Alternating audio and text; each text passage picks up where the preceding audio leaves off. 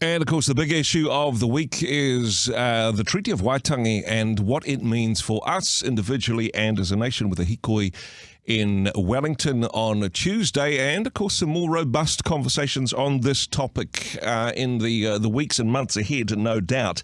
This is a second in a series of panel discussions on the topic of the treaty. First up, wanting to thank everybody who has commented on our Facebook post. You can join the conversation there. A couple of questions we're asking today is who gets to decide what the treaty means, and should the church have a role in this? We'll be putting some of your questions to our panelists a little bit later on, but firstly wanting to introduce our panelists, and guys, if you could introduce yourselves as you want to be introduced.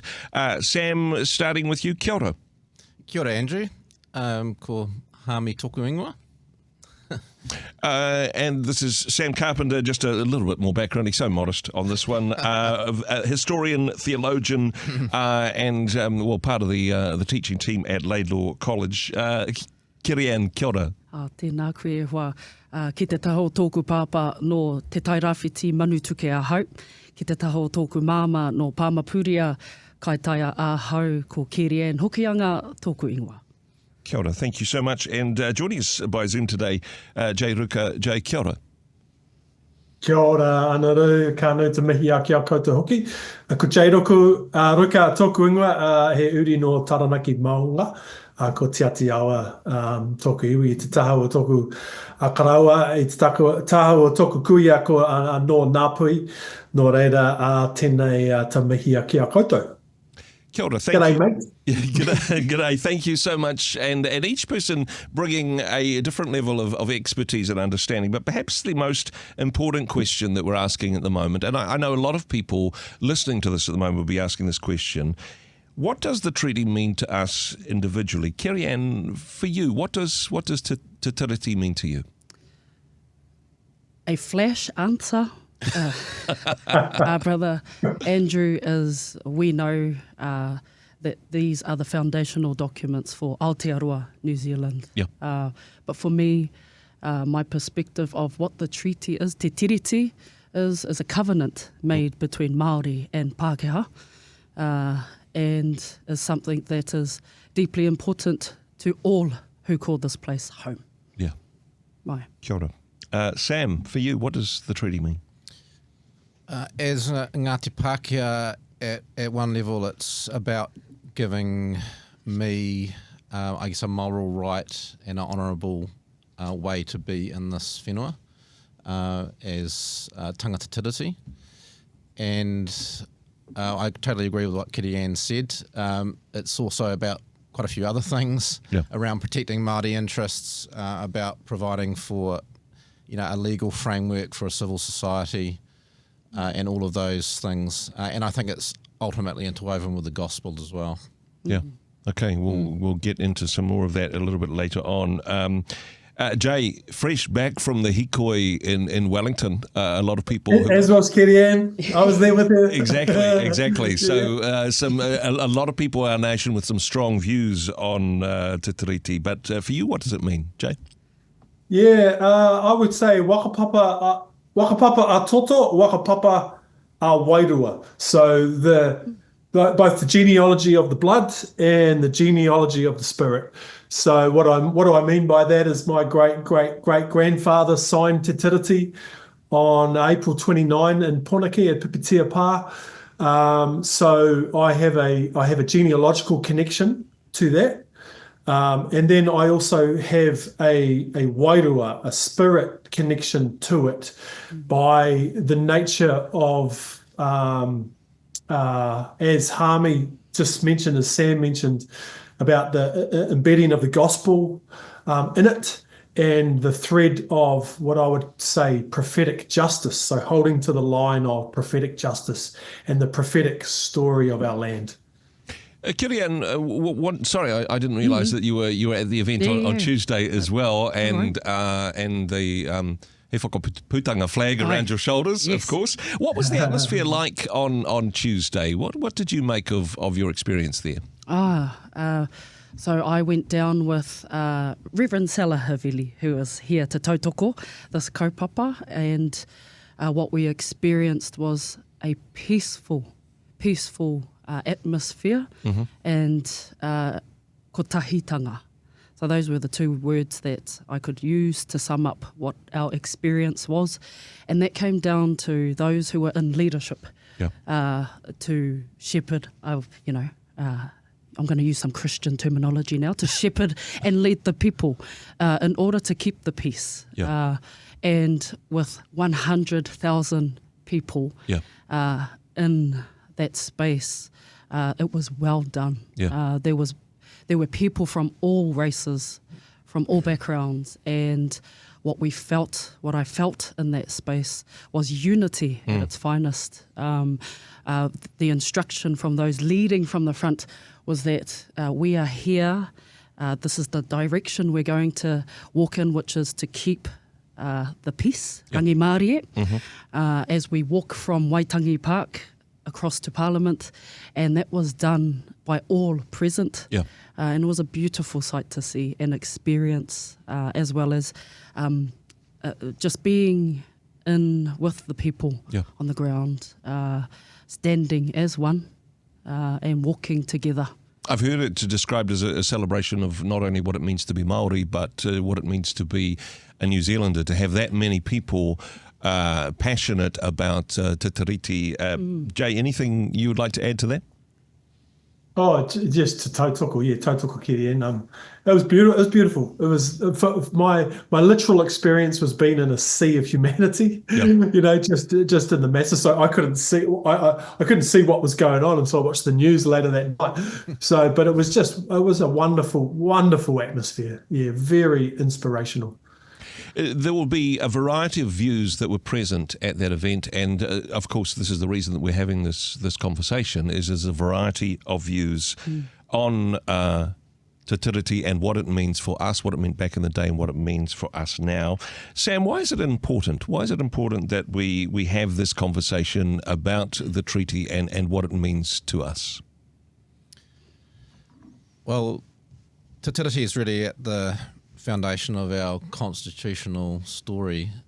The story which I guess weaves together Māori and Pākehā and those peoples that come after. So I think it's really important that we have the conversation and that it's a collective enterprise. By collective I mean everyone should be involved in some way. But it's also, I think, important to recognise that, as I've written this week in a opinion editorial, that we can't sort of squeeze the treaty into a democratic paradigm, like a one person, one vote paradigm. Sorry, I'm not wanting to get too political here. No, political. Be political. There is a political aspect to this, of course. There's a political aspect, but the historical aspect is that the treaty precedes what we now know as our nation state. And so while we need to allow for evolution in politics and constitution, the emergence of what we now know as our democratic system, the treaty needs to be front and centre in terms of how we reflect those rights and privileges in our political system as a whole. And that is the big question of the day, of course. Who gets to decide what Te Tiriti means? When Māori signed the treaty, did they cede sovereignty? Sam, this is a tough question, but wanting to start with you on this one. And there may be different answers to what was happening back in 1840 and what's happening now. But how would you respond to that question? It's a critical question in the treaty discourse for some decades, really. I think actually the way I'd answer it is by actually asking the question, should we be centering this debate around the word sovereignty? Because I think sovereignty is actually a somewhat problematic word. Like if you ask, Western political philosophers what does sovereignty mean, you'll get possibly a range of answers. So sovereignty will take different forms in different historical contexts, different political systems. I think actually what we're better to do, not ironically, is actually go back to Te Treaty of Waitangi and actually read what the Māori text says. And what it says is that the Crown gets kawanatanga, a governing power, Māori retain and continue to exercise tino rangatiratanga, a chieftainship over the hapu territories and taonga. And then there's a right of citizenship, which the Queen, offers as well to protect Māori rights, possibly at a more individual citizenship level.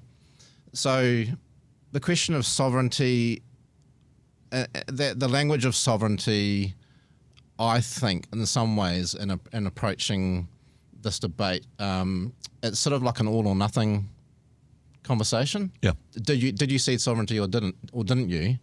What we need to say is well, what did Māori actually do? Well, they accepted a governor. What was the governor to do? They, I believe, were assured that they'd maintain their chiefly rights, their independence in a sense, of their hapu custom and so on. And yet the governor, in my view, was welcomed to, in a sense, introduce a new way of resolving what you might call legal issues at a national level, and particularly where settlers and Māori were interacting and where those interrelationships were causing issues. Mm-hmm. And there were plenty of those prior to 1840. So I think we need to look at the context. We need to look at why did the treaty come about? What was the problem that the treaty was trying to solve? Yeah, yeah. And really it was a lack of a legal framework that could resolve those essentially primarily the relationships or the interactions between Pākehā and Māori that had got complex and messy and had caused, if you look into the history, had caused serious what we might call criminal issues that had in some cases sparked intertribal warfare. And so there was no actual legal framework or governing framework that could sort of sort that stuff out. And so I think in a sense the governor was being invited into that picture by Māori in a real way to actually do something about that. It's interesting that this word sovereignty, it's a Pākehā word, really. And thank you for that explanation. Keri-Ann, wanting to bring you in this because Ngāpuhi, of course, famous for, particularly in recent years, saying, no, we did not cede sovereignty. And there's been Treaty of Waitangi reports which have been quite adamant about that. If Māori didn't cede sovereignty, do you take Sam's point that they accepted a form of governance and rule of law to help their people whilst holding on to their rights and mana? Yeah, I tautoko Dr Sam Carpenter and his beautiful kōrero, actually. And I think what I want to touch on is to understand our worldviews differ. Yeah. What might be a Pākehā framework of understanding this word sovereignty, it's completely different to what Māori, from my experience, sitting at the feet of kaumātua, my own nanny, my own grandfather, listening to their kōrero about this topic, this kaupapa, the misunderstanding of what was meant. And I tautoko what Dr Sam says, we must have wānanga, we must sit to listen, to understand each other and sit around te tiriti and really break that open. What that would mean, I think, is you putting your lens down, being Pākehā, to listen to those of Ngāpuhi are the majority who say, no, we didn't cede sovereignty, but there are plenty of other Māori too that I've heard stand and say, ka hore, kei te he, we disagree. We did not cede sovereignty. And some of the signs that were down in Wellington pointed that out loud and clear. And I cannot repeat what was written on those signs. Please don't. Yes, this is a Christian radio station, so I better not. But I think this deserves more wānanga to listen to each other, to understand our worldview as Māori, what was meant by our tupuna as they sat to discuss the reason for this treaty and the reason we needed it in this land that we call Aotearoa home. So, sit to listen, to understand. Really good, really good. And hey, I appreciate this is what we're doing today, and thank you all of you for joining in, and for the people that are watching this or listening at home. This is an important conversation to have. Jay, your thoughts on this? Because I love the point that you made, Keri-Ann, about how it's more than just a word. Jay, do you think that perhaps this sovereignty, whether or not sovereignty was ceded, this is like an obstacle to that conversation, to that wānanga of actually talking about what it does mean for us as peoples of Aotearoa moving forward? We can't really move past it in some ways. What the obstacle is the stubbornness to not educate ourselves around what sovereignty from a Pākehā perspective actually even is. So that's one thing. So to answer your question, I would say no, we didn't cede sovereignty, because sovereignty wasn't a word in Te Tiriti. Because Te Tiriti is where the mana is, which is, as Sam said, it's kāwanatanga, governance, and tino rangatiratanga, our chieftainship, which are the terms to get our heads around. But in regards to the nature of sovereignty, and I really, like Sam's really helped me along with this way of thinking, is, like sovereignty within an English framework has a myriad of definitions, and in today's world is a shared power structure as it is. So when when a New Zealander thinks, no, sovereignty, the government has sovereignty, well, and we think of that as a blanket statement, we don't think about that hard enough to go, well, actually that means that term is a division of powers within it as well. So the honesty is that we don't think about it hard enough and clear enough. And if we thought about it hard enough, I think the Pākehā version would actually align to the Māori version if you take the layers of definition to which the word sovereignty, as we think of the word love, which is, biblical people, we know the multiple layers of the word love. There's way more layers of the word sovereignty. We just don't think about it hard enough. And Sam, wanting to bring you in on this one, because another word which has been kicked around for a few years now, this idea of partnership. These aren't mutually exclusive terms. You can have sovereignty whilst still having a partnership, whilst recognising the partnership of Te Tiriti, perhaps? Yes. Perhaps before I just answer the partnership question, I'll slightly elaborate on what Jay was saying. Okay, in terms of the sovereignty point, there's another two things I can add from the English or British side. One is constitutionally, as Jay's alluding to, government or sovereignty, whatever word you want to use, it's a constitutional thing. As in, the Queen or the monarch doesn't have a right to come along and take your property, imprison you without trial. Well, that's what the Constitution says. That's what the Magna Carta says. And therefore, is a reason, I think, why Henry Williams, our missionary translator of the treaty, referred to the treaty Te Tiriti at some point as a Māori Magna Carta. So this is meant to protect Māori rights in that kind of constitutional sense. The second thing, very quickly, just touch on it, is that as Ned Fletcher's scholarship, the English text of the treaty explores in 500 pages plus, sovereignty, or at least British governance within the empire, was allowed for plurality in government and law, meaning governors would turn up in a place and they'd basically work with the local authorities.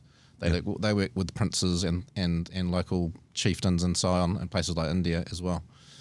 So that, just to make that point, partnership. I think yes, you can understand the treaty as a partnership because there's, in a sense, there's two parties.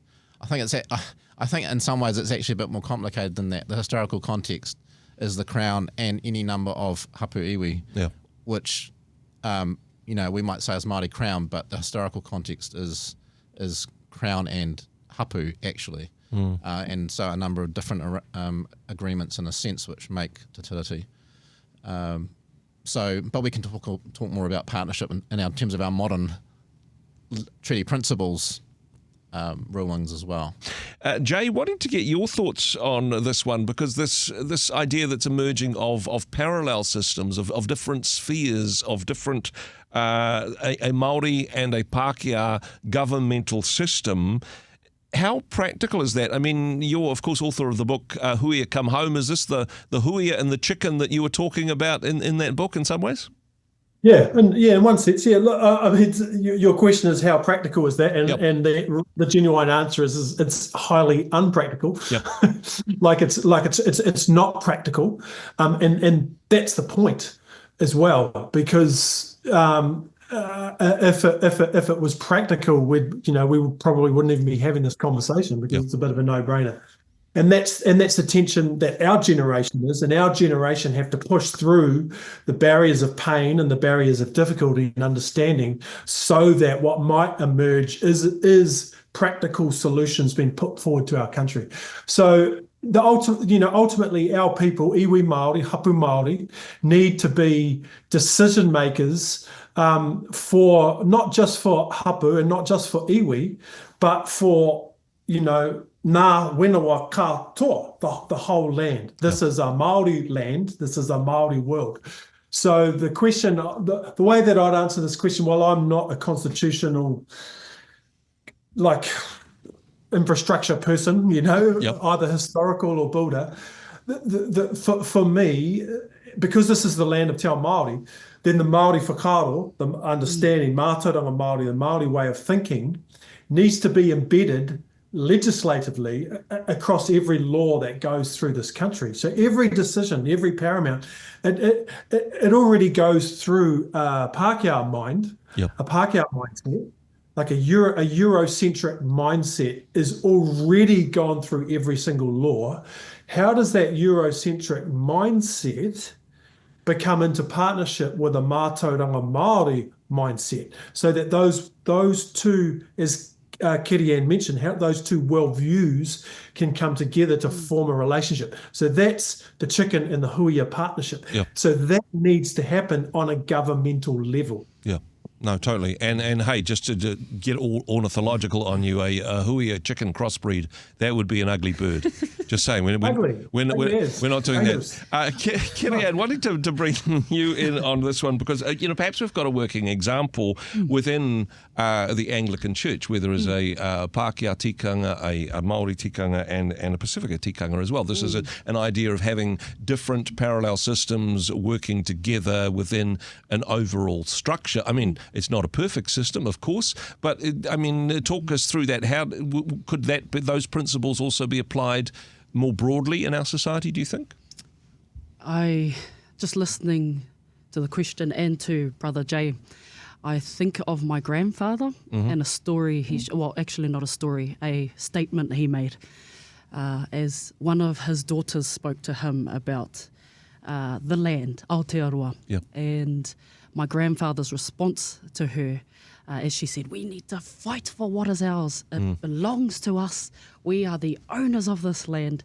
And my grandfather, being the late Archdeacon of the Māori Anglican Church, responded to her and said, we are not the owners of the land. His belief is that we are merely kaitiaki, the caretakers of the land. Words are important because it shifts the dynamic. It shifts that there's beauty and depth in that word for me, in terms of being kaitiaki. Tangata whenua being good kaitiaki of this whenua, which includes all people, not just Māori, not just Pākehā. And you've spoken about the Anglican structure here in Aotearoa, New Zealand and Pacifica.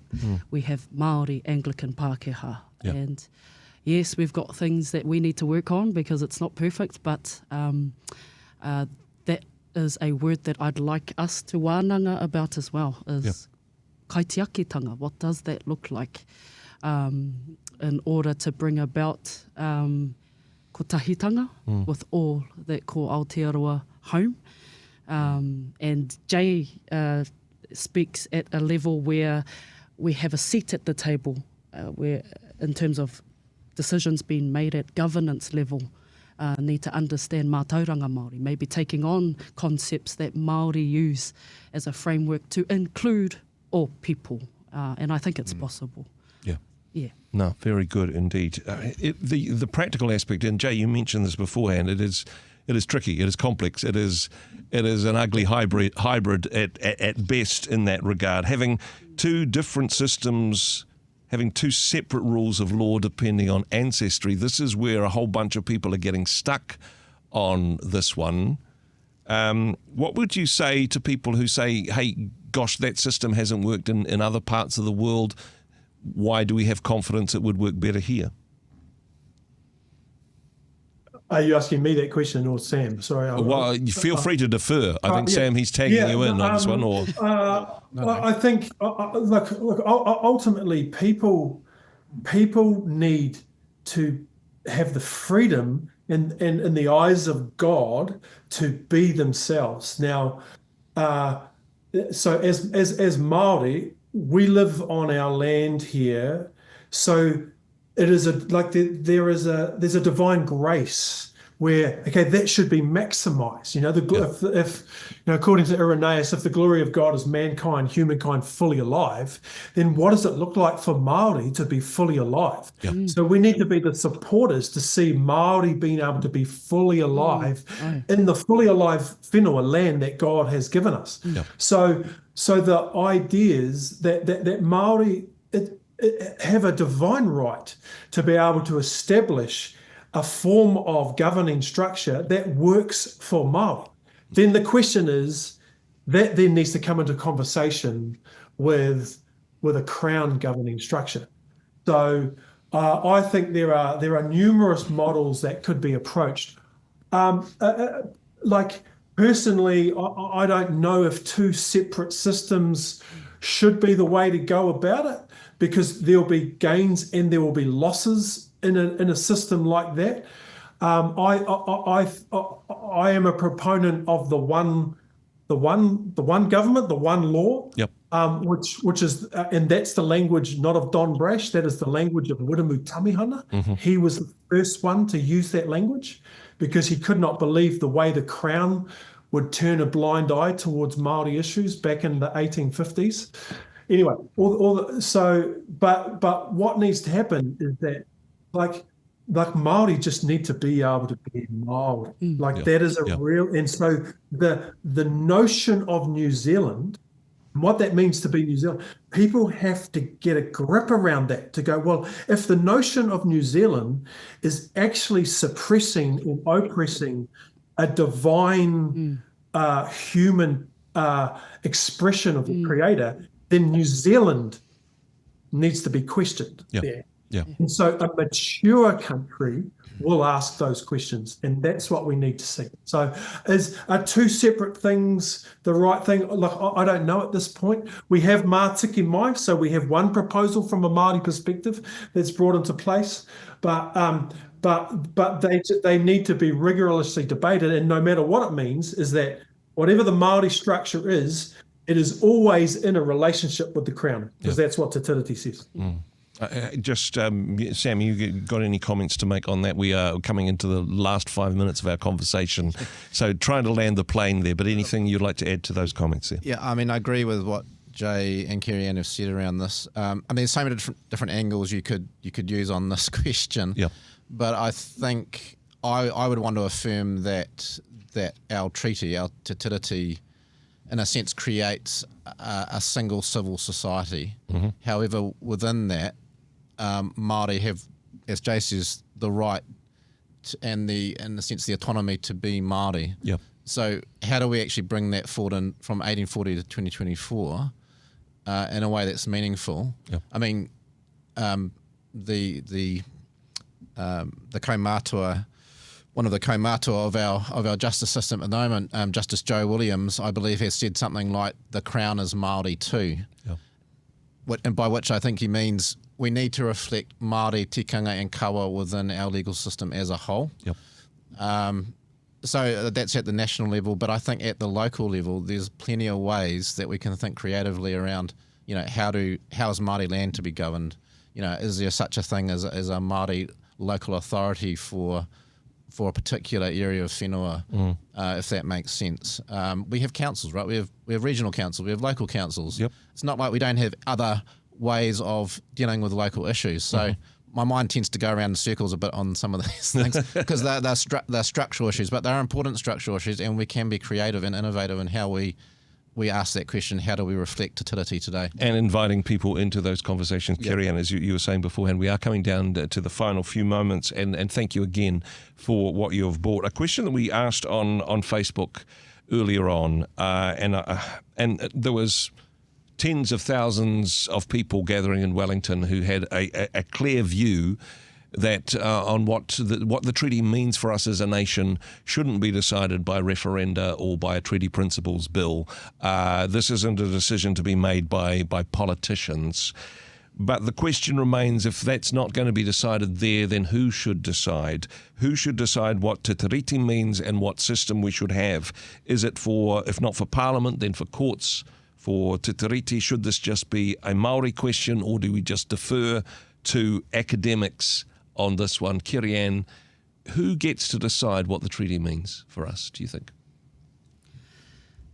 My personal perspective is I think we have a responsibility to uphold what I believe the treaty, te tiriti is, which is covenant. Yep. And in our own spaces, what does that look like? I want to speak at a local level. Yep. We touched on partnership for a bit of our kōrero. What does it look like to walk alongside of one another, to honour one another? Because I think if we're faithful in the small things, then perhaps God would then bless us as a nation to be able to tackle this at a much bigger level. But yeah, my take on this is we have a responsibility, every one of us. It's not, for me personally, it's not up to one body, one person. Everybody who calls this place home, Aotearoa, we have a responsibility. Christian Church, we have a responsibility to respond, to act and to live out what it means to be in partnership with our brothers and sisters, Māori, Pākehā, and all other cultures that call this place home. So I think perhaps for the listeners, what does that look like in your own backyard? To consider this te tiriti in your own backyard first. How can you better walk alongside of Māori, Pākehā, and including all of our other nations? We've got less than a minute each on this one, but Sam, your thoughts, who gets to decide, in your opinion? How should we do this? Agree with Keri-Ann, tātou. Yeah. Not mātou, not koutou, but tātou. But I think also, so that's the, I guess, everyone in our liberal democracy. But also we need to always be mindful that the treaty is the foundation of that. So there is a Crown Māori relationship that kind of undergirds that we need to protect in the context of the wider democratic system. And we do that in relationship and in a discussion with each other. Jay, down to the final minute, your thoughts on this. Who gets to decide? Who's around the table on this one? The signatories of the treaty, those who signed it. So those who signed it, which includes Māori, hapu, iwi, and the Crown, get to sit around the table and actually go, okay, here are the principles that should be legislated, and then those legislated principles go to a referendum. Not one person in one political party saying, hey, here's what they mean, without giving any discussion at all to the signatories of the contract. Guys, so it's got to go to the ones who signed it. Simple. Guys, some complicated issues, but hey, feeling the love in the room. Let's keep this conversation going in relationship with each other and respecting and wanting the best for all peoples in Aotearoa. Kia ora, thank you so much for your time today. Kia ora. Kia ora. Kia ora, thank you. Thank you, everybody.